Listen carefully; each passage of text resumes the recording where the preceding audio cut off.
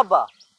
এই বেন্নে গেলে কই যান ফাউ খাইতে নামছেন আপনার লেগে তো বাবু রাস্তাঘাটে হাঁটতে পারি না যে দেখা কয় ফাউ খাওয়ার রুস্তুমের পোলায় যায় বাবা বিয়ে শাদি কি মুই করবো না না আপনার লেগে মাত করে ঘরে পড়ে থাকবো কোনটা করতে চান কি বাবা একটু কোন বুঝাইয়ে আহ মালিকের নান